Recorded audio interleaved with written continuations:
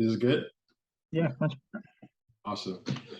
No, good to finally meet you, man.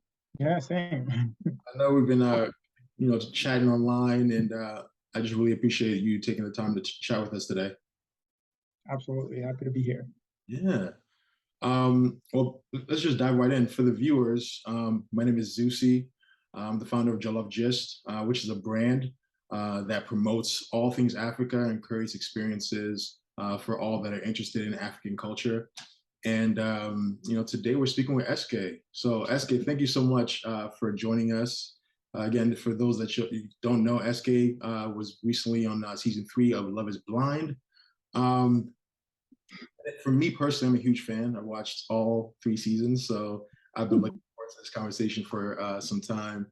So let's dive right in. So again, you've been kind of the man of the hour, to say the least, on everybody's timelines over the last week. But before we get into that, I just really wanted to chat more about SK, the man. And first question, like, how are you? How's everything going? I've been good. I'm actually out of town out here in Chicago, spending some time with my family over the Thanksgiving holidays. So it's been good to be around like family and love and close friends. So yeah, I've been doing good. No, that's important. Actually, I used to live in Chicago for a little bit. I worked out there, so amazing place, but very cold. It is pretty cold. It's actually not too bad this time. I don't know. All the cold places have been like getting this weird moderate temperature this year. So global warming. That's exactly how I feel. DC has been really nice, so it's weird. Yeah. Um, so another question. So how is life in general, most post Love Is Blind? Uh, Things have definitely been crazy. Yeah. It's very interesting. Like going on a show like that, you definitely know that, a lot of your life and your business is going to be out there at some point. I just didn't know it's going to be like out there, out there. I'm Yeah, sure. I can only imagine. I mean, it is what it is. So, yeah. How was your overall Love Is Blind experience? I think it was a great experience. Like I learned a lot about myself, about being vulnerable, about actually feeling your feelings as a man. We come from like a really popular culture where men are just, brought up to be like tough and just don't show emotions and Right. all that, don't cry, things like that. And me just being in that whole experience really just really like kind of put me in a different light, right? When they reached out to me to be a part of the show, I had never seen Love Is Blind before. It was very like I actually got the message and I was like, I didn't respond for like almost 2, 3 weeks. I thought it was a scam. I thought it was another African prince trying to get another Right. African prince. I was like, nah, fam, like wrong guy. They're trying to get me 419. Right, exactly. But then eventually I just, was like, I just responded and, went through the process and made it through the final cast. So um going into it, I definitely had a very open mind. I didn't know what to expect.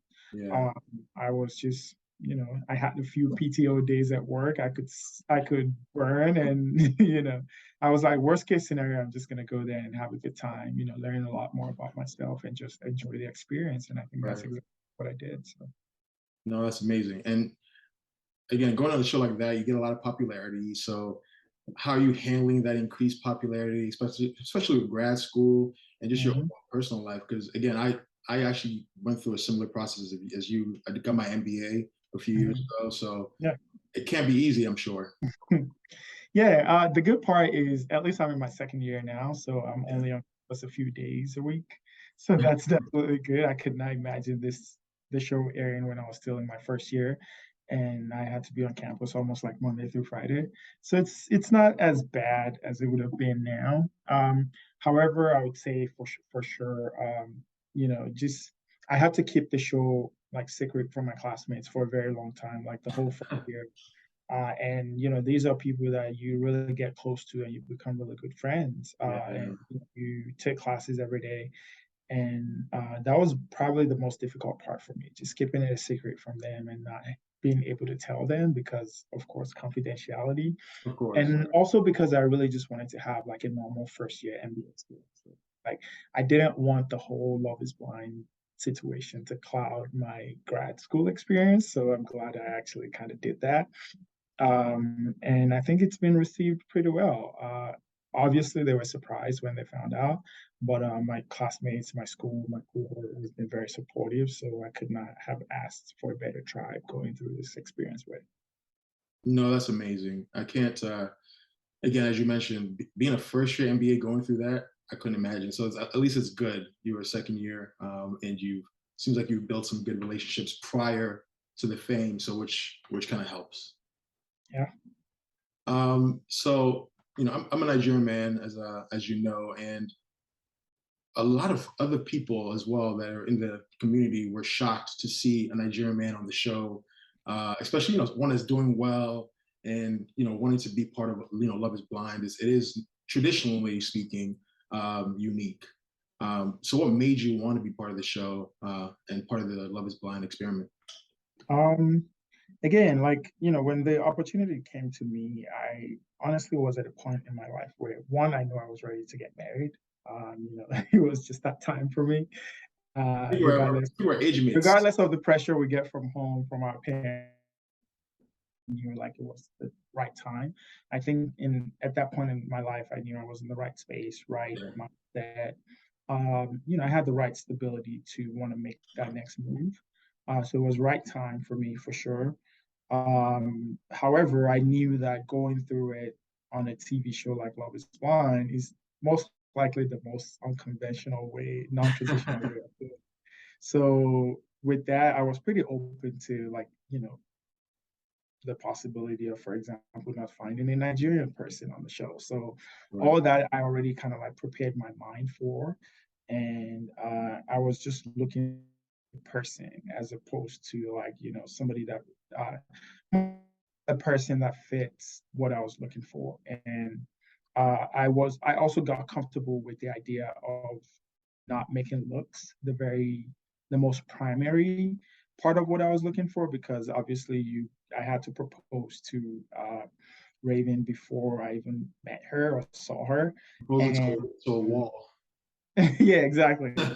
So it was just a really cool experience where, like you don't have your looks, your money, all the physical stuff that comes with traditional dating. You don't have that working for you anymore. Right. All you have now is just your mind and your words and like your emotions and feelings, really. And that's really all you had. And a lot of things in my life honestly has happened in the most unconventional, most unexpected way. If anyone is going to go on Love Is Blind and find a potential partner, kind of down my alley, I would probably be one of those candidates. And it was also just about like taking risks. Right. I mean, speaking I of moved, yeah. speaking of which, I mean, going into the show, did you expect to find a wife? It kind of Right. like, So I was saying something around taking risk. Like for example, I moved to Poland when I was 19, like from Nigeria. I actually left Nigeria to go to Poland. oh, okay. I did not come straight to the US from Nigeria. And the time I was a first year undergrad in university, I was actually in medical school in Nigeria.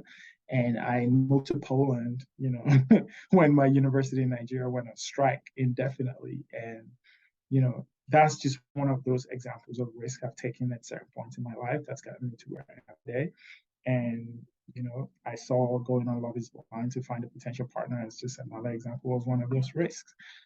Yes, the answer is yes. When I was going on the show, I definitely knew there was a possibility of me finding someone, but I was also pretty comfortable with the possibility of not. Um, and that kind of played along the process. Regardless of whether you found on the guy's side, for example, also built really good like friendship and brotherhood amongst ourselves that people are still friends, good friends still today. So even for those who didn't make it to, the final post pods experience, Right. everyone hang out in Dallas, everyone still do things together in Dallas. So, worst case scenario, you still have like 14 new friends that you've gone through a unique experience together, and that means something.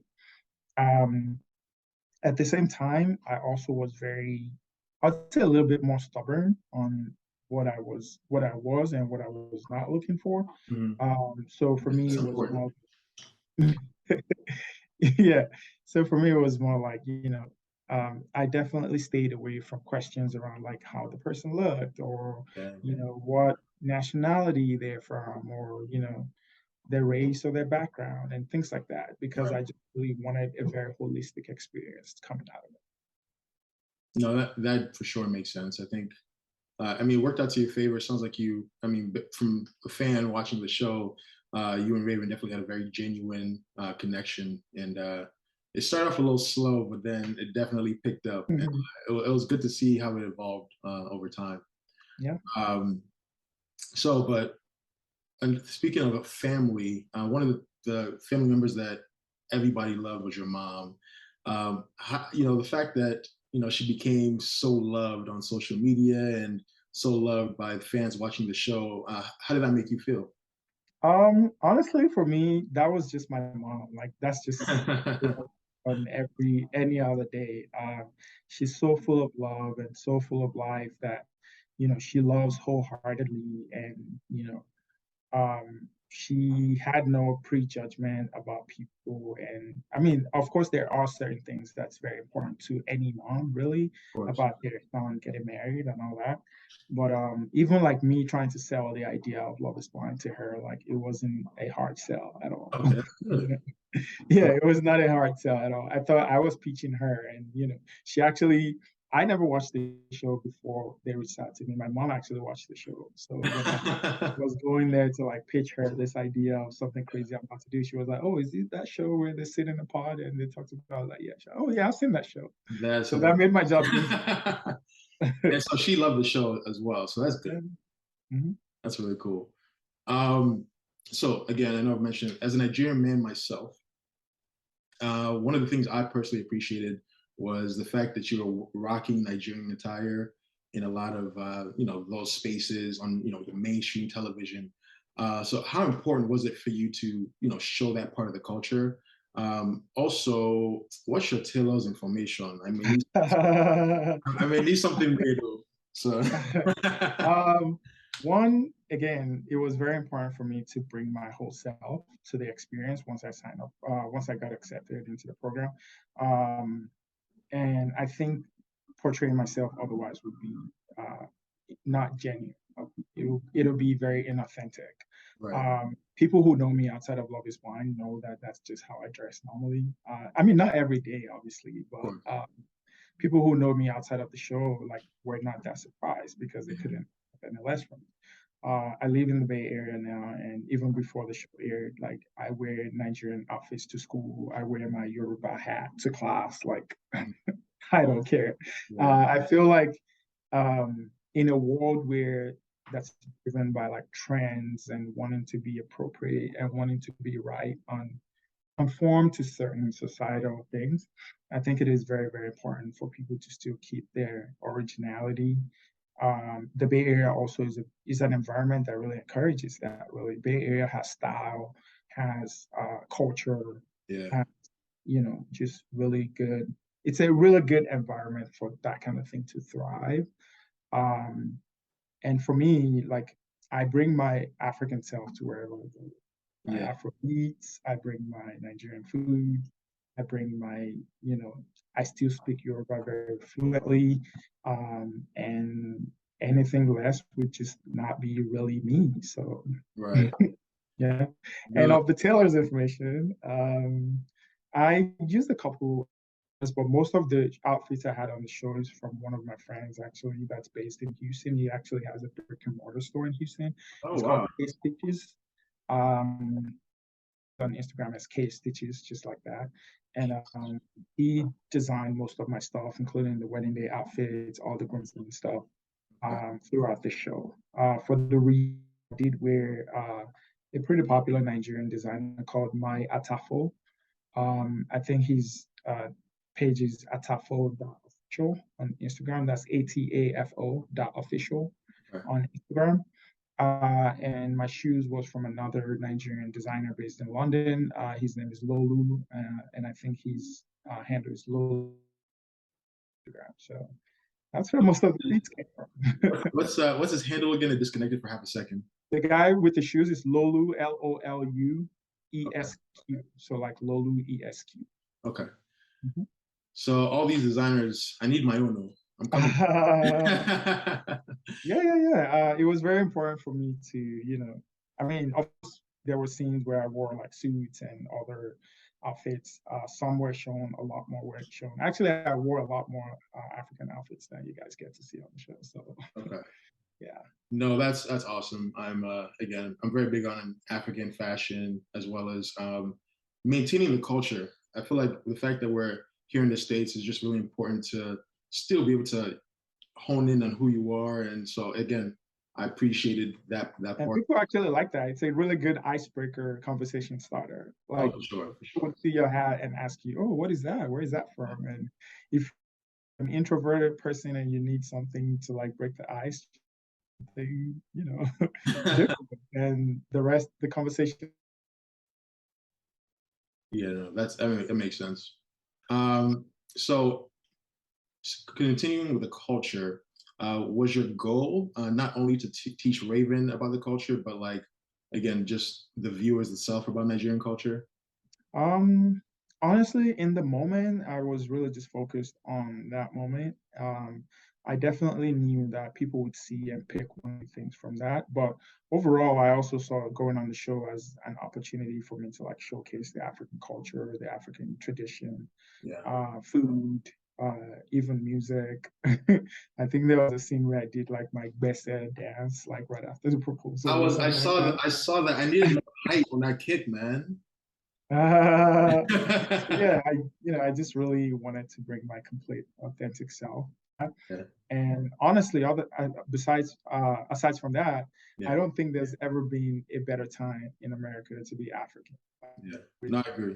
coming out, with Afro beats becoming mainstream, everybody now needs Igbo and Shayo Everybody, wherever they go. everybody. You know what I mean? So um, I don't think there's ever been a better time to be African and be proud to be African. We started from being a booty scratcher, and now everybody Right. wants to be Shayos. Speaking of Afro beats, who's your favorite artist?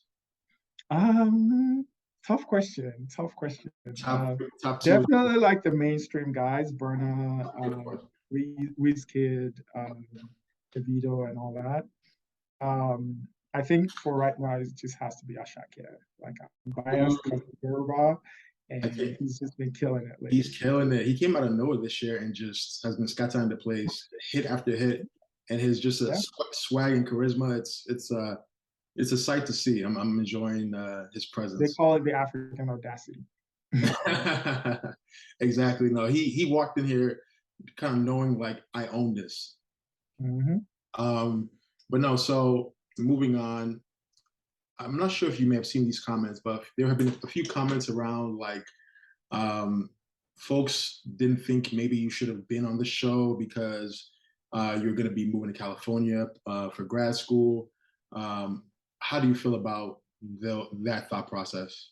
Right. So I definitely can see why people would see that from the beginning, but like for the show, like it takes a really long process from whenever you're scouted or you apply, however the case may be for you. Some people applied for it, some people got scouted, but it takes a really long time from when you start to like when you make it to the final cast.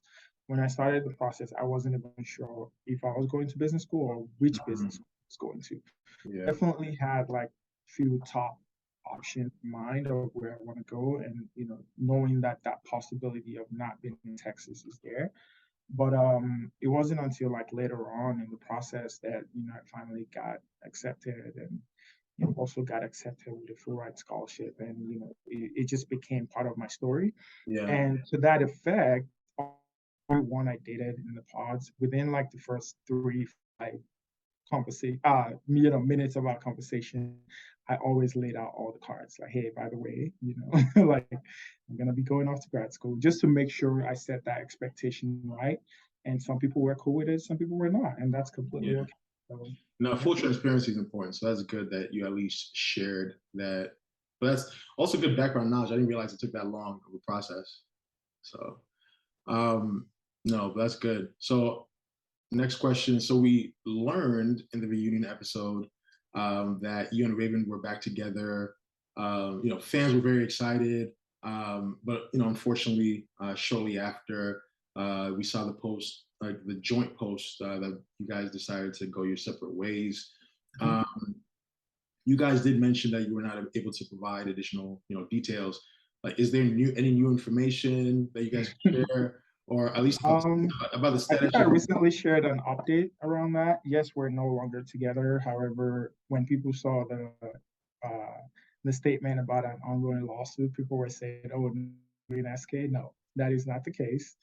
Um, it's just a really sad situation where like people saw. First of all, a lot of the details from what was out there was very, very falsely presented. Like um, the same way you can be edited on a show to look in a certain way, that's the same way people who have malicious intent can air your your business Right, and make it look like a certain way. Also, I was definitely coming from an angle where there's a certain perception about African men, or very just much so. a lot of beliefs about Yeah, Nigerians and all that. But first of all, I want to say like everything I felt, everything I said, everything I did on that show was completely genuine. That was me, and that was me bringing my whole self. yeah, So I can see why the fans would seem like, oh, he was such a nice, genuine guy right, on the show, and for all this to come out of him, they were definitely surprised and taken aback, and that's okay. Also, you have to understand that there was so many hours of footage that was filmed, and they only get to use like a tiny, tiny, tiny bit of it. And again, editing can portray you in a certain way. I definitely was not completely the holy angel, good guy, right, whether in the pods or outside of the pods. But I guess that wouldn't have fit the narrative that the producers of the show were trying. They're trying to tell a story at the end of the day, right? Um, so definitely, was presented in that light, which is not a bad thing, honestly, because again, everything I felt, everything I said, every conversation I had, everything I showed on the show was completely me. However, the way the details of all that came out was just maliciously presented from somebody that was trying to extort me. I yeah, backed down on that and refused to fall for that. And I was honestly just ready for prepared for the worst. Like, right, I'm not gonna let something like that keep hanging over my head. Most of the encounters that happened with these other people happened at a time when Ruby and I were not officially together. We were working towards, our relationship becoming more solid and growing. It took multiple attempts, even after the wedding and all that, for Raven and I to actually finally start dating officially. When I first tried, to like mend things with her and possibly explore a relationship, she was not ready at the time. right, And in true SK fashion, I just kind of, stepped back, gave her the time she needed to heal and to, because the whole show pod and after the pods and all that experience, it can be very emotionally demanding. Like for you're sure. emotionally worn out the moment you come out of those pods and that whole experience. And she just was not ready to do that at the time. And in true SK fashion, I stepped away, gave her the time she needed to heal. Right, And that was when most of those incidents happened. And people see the last episode of the show and then the reunion right after the other, but people don't really know what order or when or where or how all that was filmed and it was presented.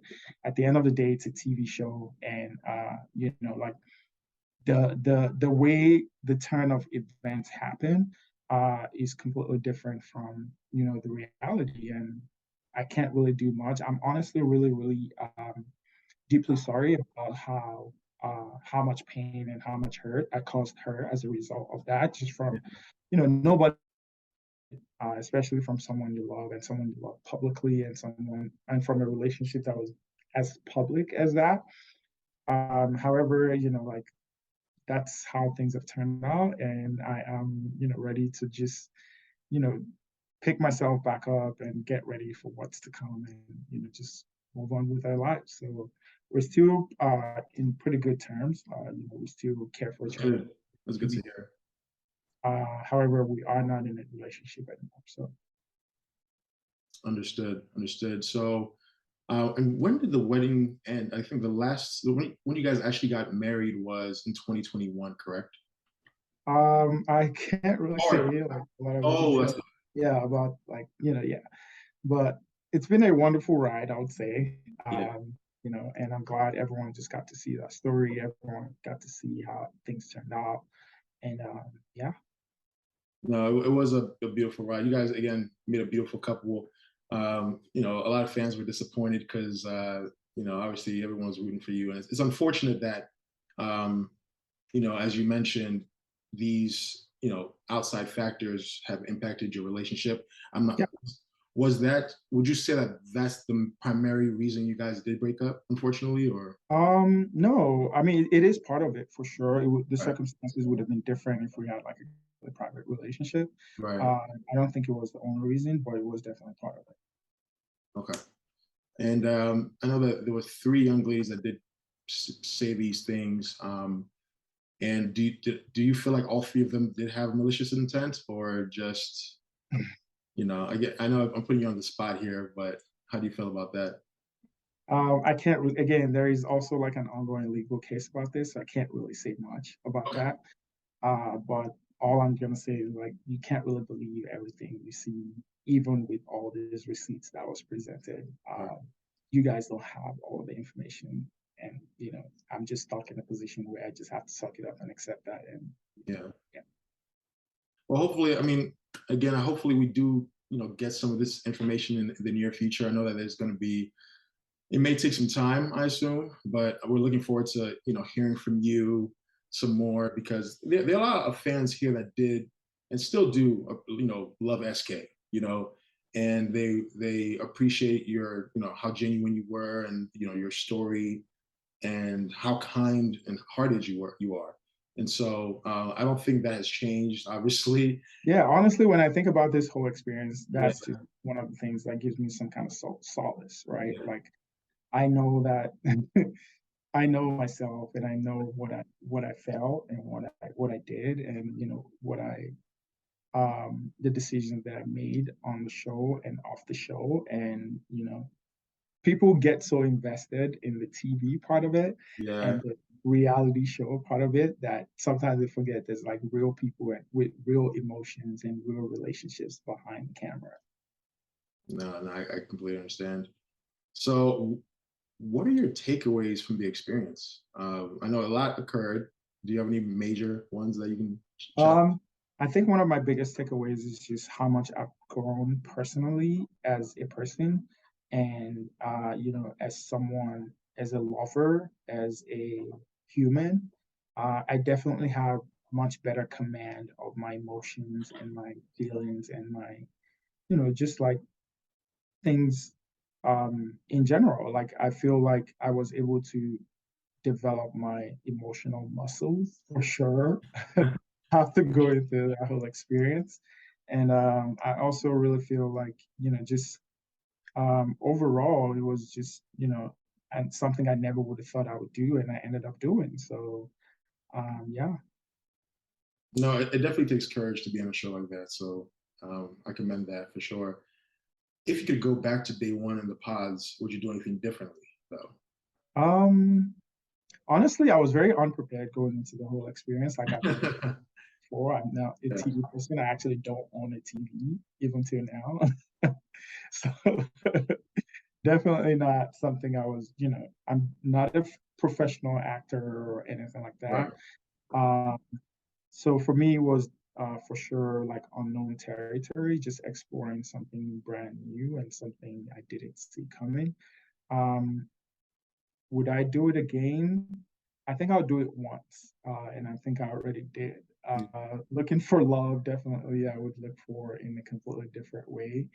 And like I've always done, really, this was just one of those things that, you know, different. So Yeah. yeah. Yeah. So why not? I get it. Last question.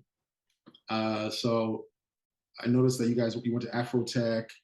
and you were working in tech prior to starting your master's degree. Mhm. How has being on the show maybe altered your career path or trajectory? Like, what are you thinking moving forward with you're going to stay in the tech? Um, right. So before grad school and before Love is Blind, I was a data engineer for plus years, right Mhm. after undergrad. And I'm really very passionate about emerging tech industry in Africa. Those two things have really been my bread and butter before even going to grad school or being on the show. When I got to grad school, I also quickly immersed myself into like the startup world. I currently run Berkeley's on-campus accelerator program for startups. So if you're like a Berkeley current student, alumni, or faculty who is looking to incubate an idea, you come through our program and you go from just an idea to an investable company. Um, Really cool. which is taught by Berkeley faculty, actually. And in addition to that, I'm also the president of the Africa Business Club at Berkeley. And those two things keep me very busy, very active in the startup world. I'm Um, sure. and post MBA, I am going to be going into the venture capital as well as startups and entrepreneurship world. I feel like I've had the opportunity to learn a lot just from being in the Bay Area, being in the whole Berkeley ecosystem for me to be able to pursue that. Beyond that, it's also a very personal mission for me because when I left Nigeria about 14, 15 years ago now, that was right at the onset of the ongoing tech boom in Africa that's become a thing today, right? Um, was almost like the dot-com boom of the 90s that happened in the US is what we're just now experiencing in Africa, or we've been experiencing for the past 5 or so years. For I sure. left at a time when all that was very nascent and just now coming up. And honestly, today I still have some kind of FOMO from that.